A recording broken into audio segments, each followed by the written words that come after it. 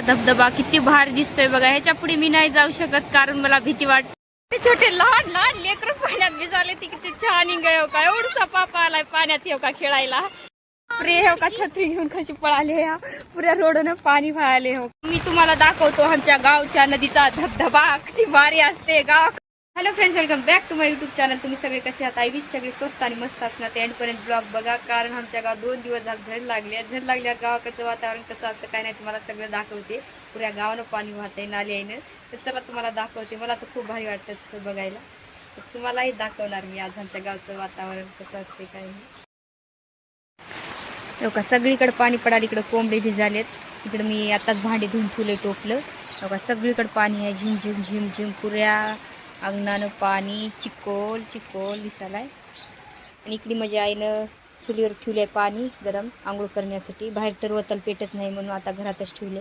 पूर्ण कोंबडे भिजले ठेव का पाण्यात भिजाले, तर सगळीकडे पाणीच पाणी।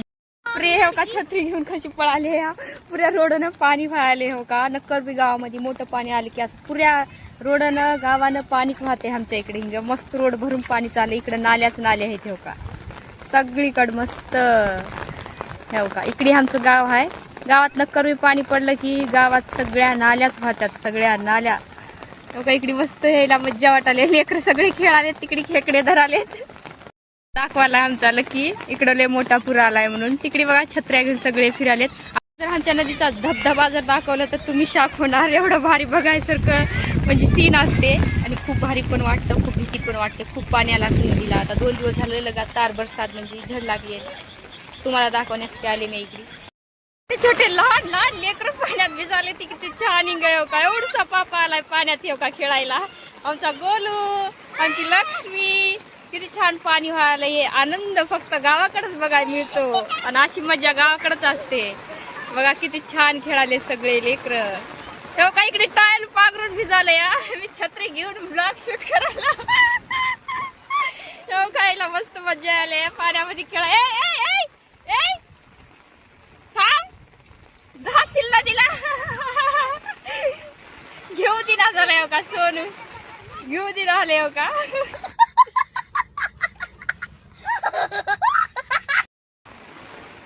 किती भारी वाटाले तर किती मजा आली। तो का आमचा गोलू विषय आम्हीला इकडं पाण्यात भिजाय खेळायला।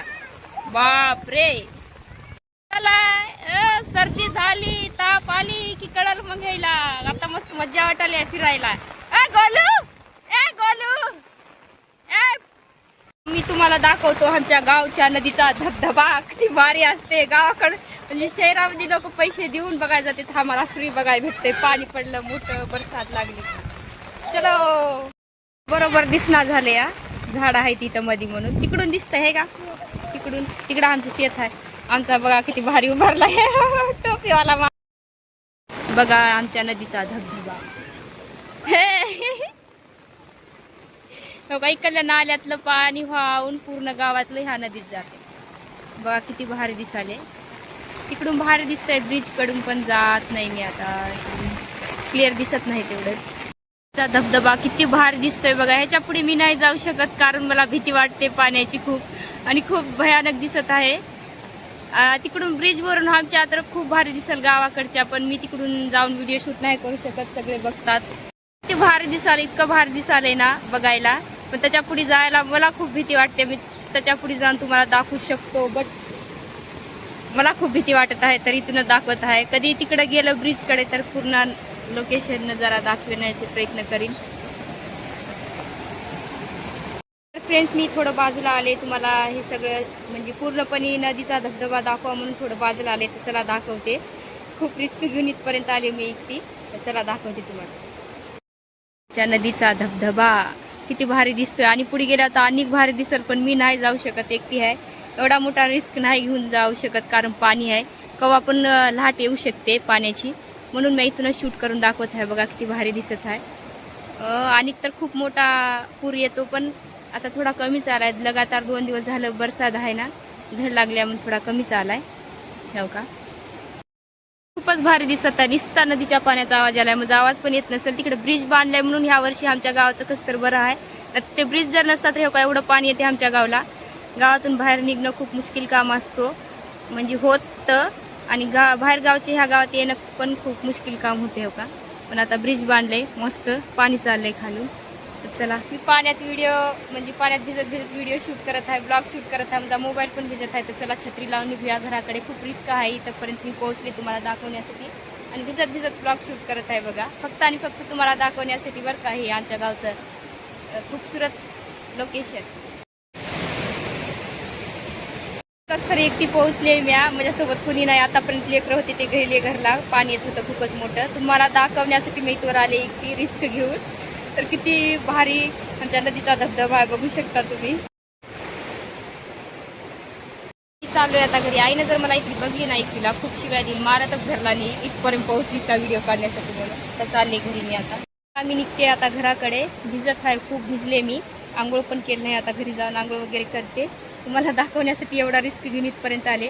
तिकडून गावाकडून ब्रिजवरून भारी दिसत होतं, पण सगळे गाववाले असतात आणि मी व्हिडिओ शूट नाही करू शकत. सगळे पुढे खूप हसतात, मजाक उडवतात, म्हणून मी थोडं शेताकडून शॉर्टकट रस्ता घेऊन मी इकडं आले तुम्हाला हे सगळं दाखवण्यासाठी.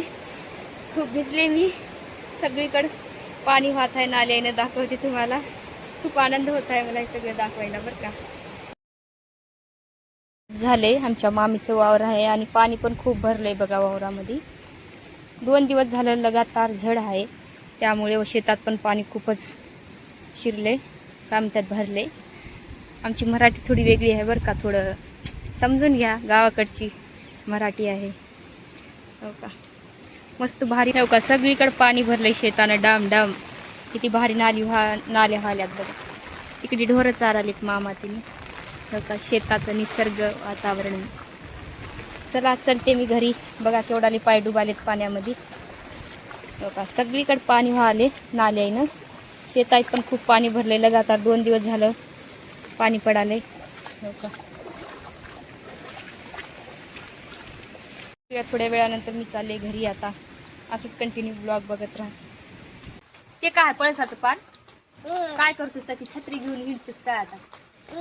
आधीच्या जमान्यातले आधीच्या लोक छत्रीचे कारण ते पळसाचे पानं घेऊन छत्री बनवून हिंडत होते, तसं तू हिंड आता.